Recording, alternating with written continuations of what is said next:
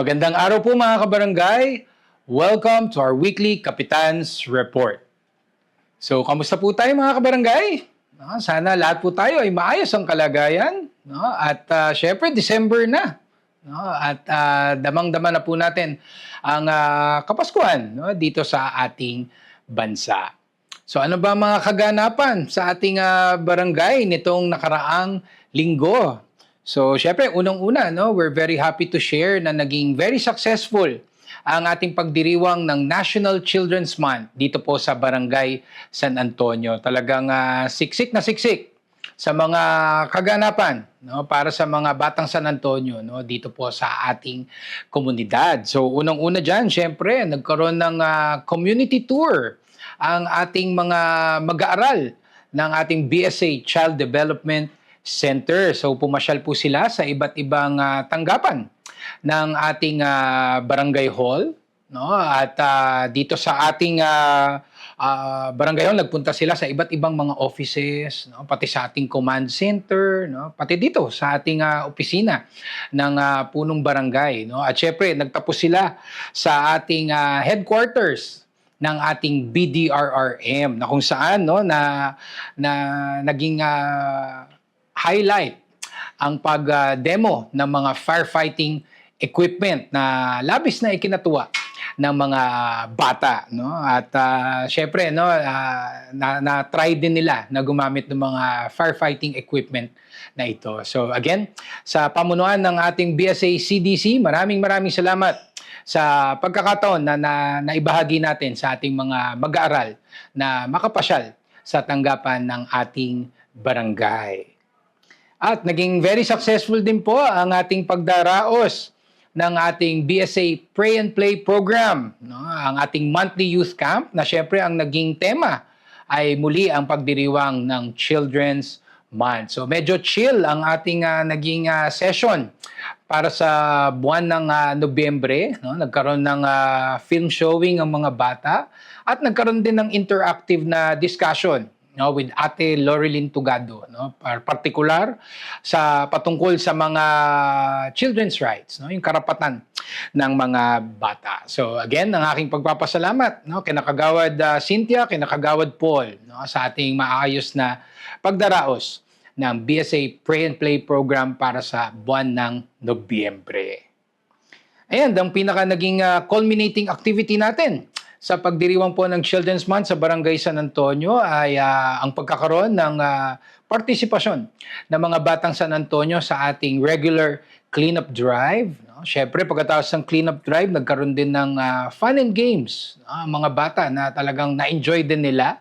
At siyempre, nag-distribute din tayo ng ilang mga goodies hatid ng ating mga partners. So again, ang aking pagpapasalamat sa ating mga collaborator sa ating pagdiriwang ng Children's Month sa Barangay San Antonio. Of course, special shout out sa URC na isa rin sa mga stakeholders natin sa Barangay San Antonio. Maraming salamat sa inyong naiparating na tulong.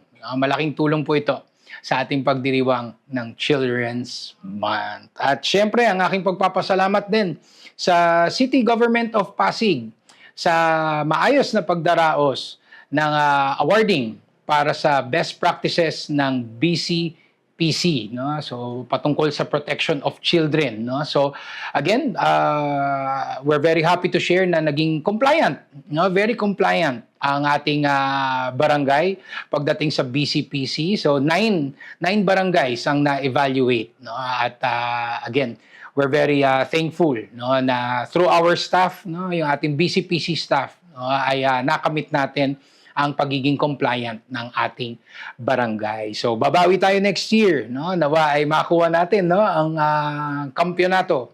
Sabi nga nila, una pa lang naman ito. So marami pa namang pagkakataon para mas ma-improve pa natin ang ating mga services pagdating sa protection of children. At syempre sa Barangay San Antonio, tuloy-tuloy din po ang iba't ibang mga activities natin patungkol sa pagpapalakas ng ating community relations. So unang-una dyan, syempre sa patuloy na pakikipagtulungan sa ating Pasig City Government, noong November 22 ay nagdaos tayo ng ating pagdiriwang ng National Bike Day na ginanap sa Emerald Avenue during our Carless Weekend. And of course, this is a collaboration with the Pasig City Transport, na kung saan nagkaroon ng free bike lessons, merong free bike check-up. Of course, may mga pop-up na booth na patungkol sa mga biking needs, mga accessories, yung mga bike services. At syempre, nagkaroon din ng Zumba session hatid ng Barangay San Antonio. So again, ang aking pagbati sa Pasig City LGU sa maayos sa pagdiriwang ng National Bike Day. And of course, nagpapasalamat kami, at napili nyo ang Barangay San Antonio as one of the venues sa ating pagdiriwang ng National Bike Day sa lungsod ng Pasig. At syempre, ang ating business community ay patuloy na lumalago. So muli ay kamakailan ay mayroong nagbukas na bagong negosyo dito sa Barangay San Antonio na of course dinaluhan ng ating mga representante, of course sina Kagawad Cynthia at si Kagawad Ping, sa pagdaraos ng opening ng Alpha Mart. Ito po ang kauna-unahan na Alpha Mart branch sa Barangay San Antonio. Alam ko ang Alpha Mart ay mas laganap na sa mga probinsya. So, unti-unti na silang nagpaparami din ng kanilang mga branches dito sa Metro Manila. And it's very fortunate na napili nila ang Barangay San Antonio as one of their first few branches to open dito sa Metro Manila. So, sa aming pakikipag-usap sa kanila, they wish to expand to more branches. Sana hindi ito yung una at huli na branch ng Alpha Mart sa ating barangay. So again, sa pamunuan ng Alpha Mart, maraming salamat sa inyong imbitasyon sa Barangay San Antonio at makakaasa po kayo sa patuloy na suporta sa business community ng BSA. At syempre, hindi rin papahuli sa collaborations ang ating minamahal na parokya, ang Holy Family Parish Church. So alam naman po natin in the past, and at I think ongoing pa rin, ang iba't ibang mga collaborations natin with Holy Family Parish, particular itong ating libreng binyag, So it's so nice to see na unti-unti nag-i-expand ang ating mga collaborative efforts para sa Barangay San Antonio. At isa diyan, ang kanilang napakagandang programa para ang layunin ay patatagin ang pamilya, ang basic unit of society. So again, there are 10 families that the parish has previously selected, at layunin nila ay mas lalo pang palakasin yung magkaroon ng values formation at ika nga ay yun ang maging anchor ng buhay ng isang tao. So sa pamamagitan ng programang ito ay mas lalong tumataas ang awareness ng ating mga kabarangay pagdating sa halaga ng pamilya. So nung araw po na iyon, nung last weekend, nagkaroon tayo ng activity dito sa ating basketball court at ito'y nagsimula sa pamamagitan ng isang film showing. Parang yun na rin yung catechism, Tapos, pagkatapos niyan ay nagkaroon ng selebrasyon ng banal na misa, of course, by our parish priest na si Father Joseph. And pagkatapos ng banal na misa, nagkaroon ng, again, catechism and games para sa mga bata. And nagkaroon ng sharing/breakthrough sessions para naman sa mga magulang at mga lolo at lola. So talagang napakaganda, nung nag-usap kami ni Father Joseph, sabi nga niya sana mas mapalawig pa natin, mas maging regular, na monthly na talaga itong programang ito. And of course, nagpapasalamat din tayo sa ating mga kabarangay na very positive ang response dito sa programa na hatid ng ating parokya para sa ating barangay. So again, nagpapasalamat ako sa Holy Family Parish for this program. Sana ay patuloy pa natin mapagtulungan para mas mapalakas pa natin ang mga programang tulad nito para sa ating komunidad. Siyempre, nadagdag na rin ni Father Joseph, nag-announce na rin siya during his Holy Mass, ang ang pag-confirm ng ating schedule ng ating simbang gabi dito sa Barangay San Antonio. So from December 16 hanggang December 24 po yan, 9 mornings at 5 a.m. No, hanggang 6 a.m. po yan. At syempre, sinabi na rin ni Father yung ating Christmas Eve and New Year's Eve Mass. No? So December 24 and December 31 at 6 p.m. po, no, ang ating mga banal na misa dito po sa Barangay Hall. At syempre, napag-uusapan na rin ang Kapaskuhan. So again, ang ating barangay ay nagsimula na po sa ating paghahatid ng ating pamaskong handog na bigas para po sa ating mga kabarangay. So as long as ang ating kabarangay ay bahagi pa rin ng active voters list ng Barangay San Antonio, tiyak po makakatanggap po kayo ng ating pamaskong handog na bigas. So ito yun, ito yung sample.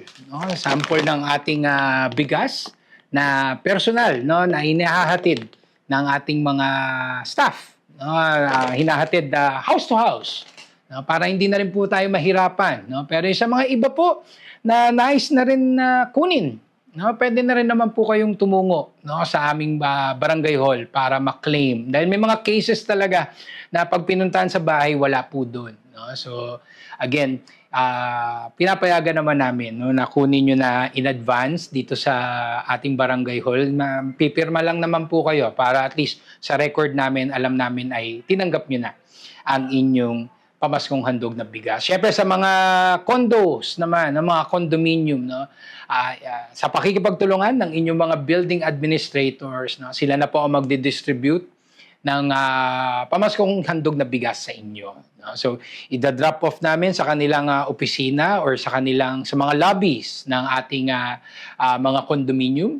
And makikipag-ugnayan na lamang po sa inyo ang mga building administrators para ma-claim nyo po ang inyong pamaskong handog mula sa Barangay San Antonio. At syempre, sa mga susunod na araw, no, nakalinya na rin po ang ating paghahatid rin ng pamaskong handog na cash gift para sa mga senior citizens. So ito po yung 500 pesos para sa 1,400 na senior citizens ng Barangay San Antonio. So iba pa ho to sa ibinibigay na cash gift ng city government. No? Yun po, naka-ATM yun eh. No? Alam ko meron ding gaganapin na payout yan. So we will announce it also, no, sa ating mga mahal na senior. So again, sa ating mga lolo at lola, makipag-ugnayan lamang po kay Miss April De La Torre, no, sa mga senior concerns, yan, mga questions patungkol sa ating pamaskong handog. At tiyak po na si April naman will get in touch with you also, no, pagka papunta na rin kami or kung magsisimula na rin kami ng house-to-house distribution ng ating 500 peso cash gift for the BSA senior citizens. So again, maraming salamat, and again, advance Merry Christmas po sa ating lahat.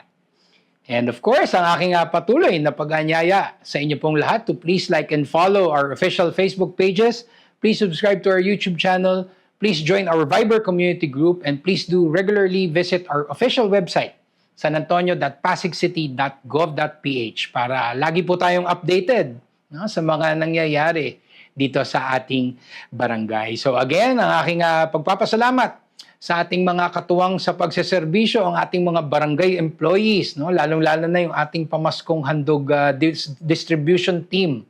Talagang paguran sila ngayon. No? So again, maraming salamat sa inyo. Of course, sa ating barangay council, the SK Council, our social media team, maraming salamat for keeping everyone informed.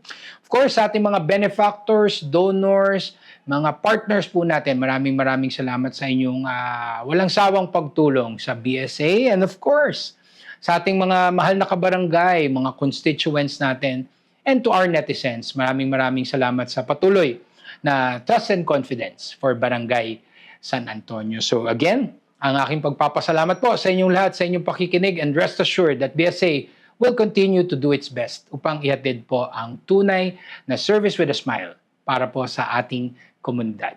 So sa ating mga kabarangay, no, patuloy lamang po tayong magdasal. There's so much to be thankful for. No? Patapos na ang taong 2025. No? So pasalamat tayo, naraos natin ang 2025. And of course, no, ipagdasal natin ang bagong taon na parating na ito ay maraos muli natin. So again, sa ating mga kabarangay, mag-ingat po tayo lagi. Stay safe always. And may God bless us all. Thank you.